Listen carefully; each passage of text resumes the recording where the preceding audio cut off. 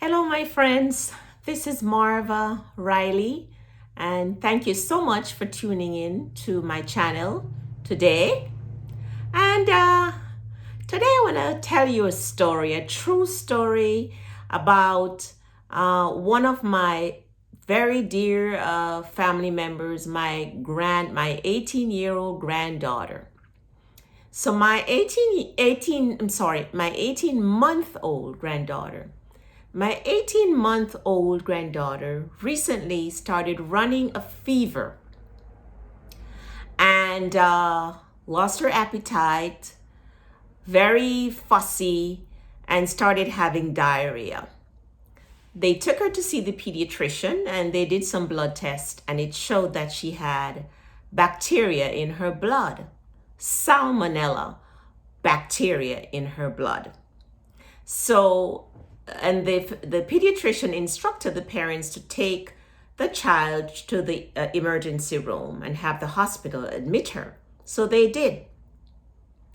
The interesting thing is that the pediatrician and the infectious disease doctor told the parents that the salmonella infection that was in her bowel and also in the blood came from feces from iguana droppings in Florida and bird droppings on the lawn and any shrubs in Florida. This baby is outside a bit and she sometimes picks up leaves and puts it in her mouth. You know how it is with these little toddlers. So they think that's where she might have picked up the salmonella. Because the parents, they're clean and they keep a tidy home and they bathe her every day. So it wasn't from lack of cleanliness at home.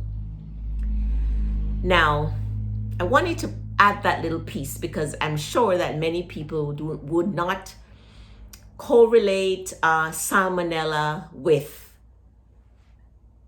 leaves and grass and droppings from iguana and birds. Usually salmonella is from like undercooked meats, chicken and stuff like that. I wanted to mention that. But the main reason why I wanted to talk to you today is about what it is that these hospitals are feeding our children when they go there sick. My son called me today to let me know that for the 7 days that they and the baby have been in the hospital on the pediatric ward at this hospital, I won't name the hospital, it's in Florida.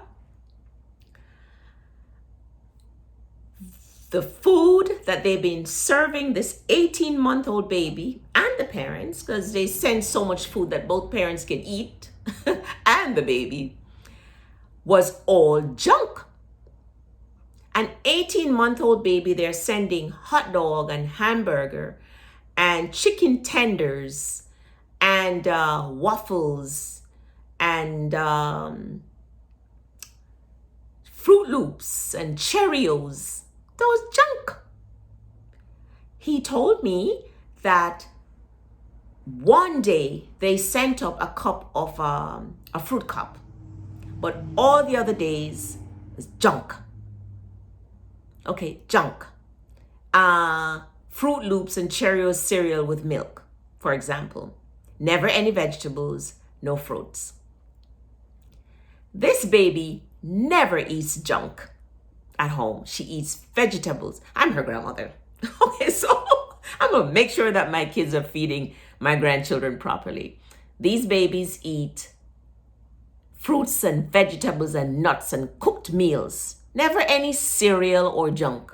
Oatmeal, yes, if they're going to have cereal. But while the baby was in the hospital, because she was not eating all along, the parents kind of just allowed her to eat whatever it is that they would bring if she felt like eating it. And somehow this baby gravitated to the Fruit Loops and the Cheerios. Why? The sugar. So every day for the 7 days, my 18-month-old granddaughter has been eating nothing but Fruit Loops and Cheerios loaded with sugar. And she'll drink a little bit of milk and a sip of water, but mainly Fruit Loops and Cheerios. But because she wasn't eating, the parents just kind of allowed her to have that. My son also told me that for the last 3 nights, the baby would wake up at 2:30 every morning. Now, this is a child who would go to bed at 7:30 in the evening and doesn't wake up until 7:30 the next day. She would sleep all night. They have her trained like that. For the last 3 nights while in the hospital, the baby would wake up at 2:30 in the morning screaming for Fruit Loops. And I said to them, how did you know that this baby wanted Fruit Loops? I mean, she's 18 months. She can't say Fruit Loops. She'd be pointing to the Fruit Loops, the box of Fruit Loops, and screaming bloody murder for this Fruit Loop. Now that sounds like addiction to me. 3 nights in a row, 2:30 in the morning, my granddaughter, 18 months, wakes up in the middle of the night screaming from 2:30 until 3 o'clock, 4 o'clock, 5 o'clock. As long as it takes for them to give her their Fruit Loops, she's screaming. My son said he's pretty sure that this baby woke up the entire pediatric ward screaming for Fruit Loops. Sugar and salt are very addictive, and they alter the chemistry in the brain and affects our cognitive skills and our emotional skills, affects our cognition and our emotion. I have read and heard about many researches that were done that point to the fact that it is quite likely that Black men, Latino men, poor men who end up in jail because of aggression, they are that aggressive because of their diet, the food they eat, the excess sugar, the excess salt, the junk alters their mental ability and makes them aggressive. And I think that's probably what was happening with my granddaughter the last 3 nights. Sugar can alter the brain so that we lack self-control and cognitive ability. That's one of the effects that sugar has on us. Sugar and salt, processed sugar, is poison. Processed sugar affects our immune system. Processed sugar affects our cognitive ability. Processed sugar affects our overall state of health in a negative way. And I had to do this video to tell you, because clearly this is our own research. This is our own research. Now, after I spoke with my son about this, he said, of course, once we get home, we're going to retrain her. No more Fruit Loops. In fact, when we leave this hospital, the Fruit Loops and the Cheerios are going in the trash, and she's going back to eating healthy. Shortly after getting off the phone with my son, my sister called to tell me that she was taking care of her grandson for a few days and how hyperactive this child is. I think he's 3 years old. She said he is so hyperactive. She can hardly manage him. It's difficult to get him down to sleep at night, and all day he's just wired. Then she said to me, he doesn't eat much. I don't know where he gets his energy from. And I said, well, whatever he eats, what is it? She said he drinks a lot of juice and likes sweet things. Voila. Sugar. That's the effect that sugar is having on our children. This is the kind of junk that hospitals are serving to children who come in who are sick, who deserve to be fed healthy, nutritious food to help their little bodies to overcome whatever is ailing them. If you go to the supermarket and you look in the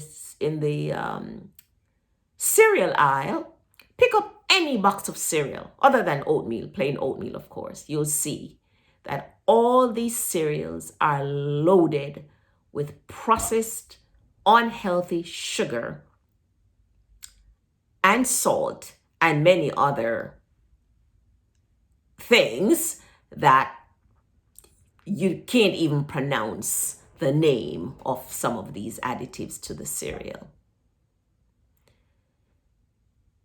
My sister also told me that her little grandson doesn't drink water. Now that is where you parents come in. You've got to start training your children and your grandchildren and your nieces and your nephews from birth. In fact, before birth, mom needs to eat healthy while the baby is in her uterus, because that mom's blood is the baby's blood. So mom needs to start eating healthy while she's pregnant. Actually, before she gets pregnant. And once that baby comes, it is a responsibility of the parents, the grandparents, or whomever the caregiver is, to train that child to enjoy and to love water, and to enjoy and to love vegetables, and to enjoy and to love healthy foods like fruits, vegetables, nuts, grains, water.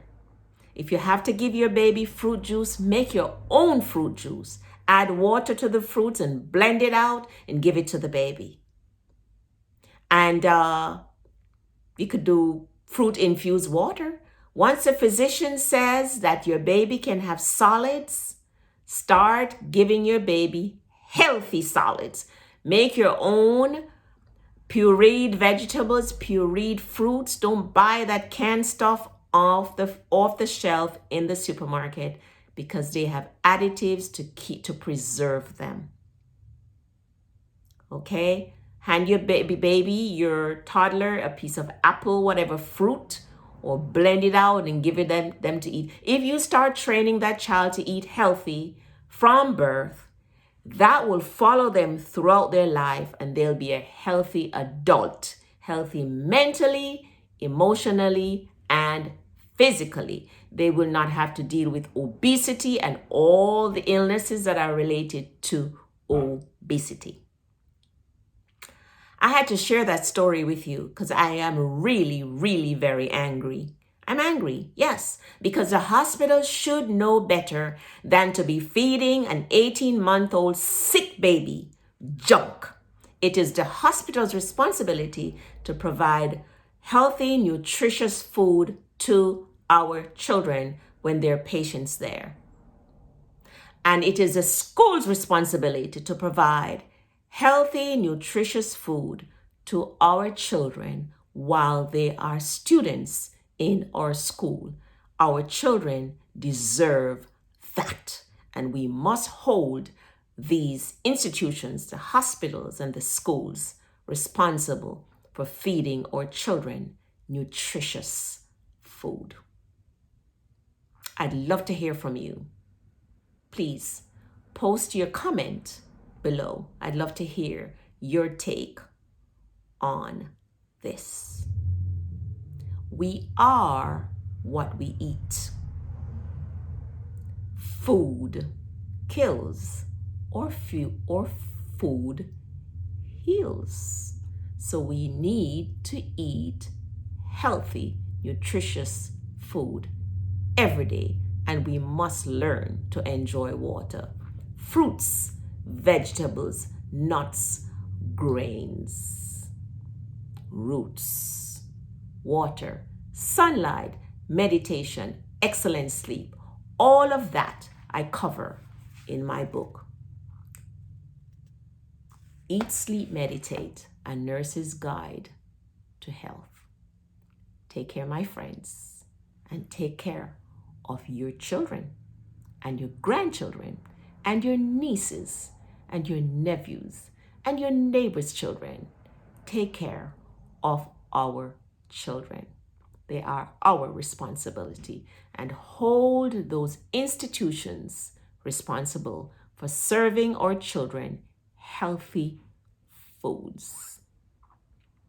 Okay? Take care and God bless you.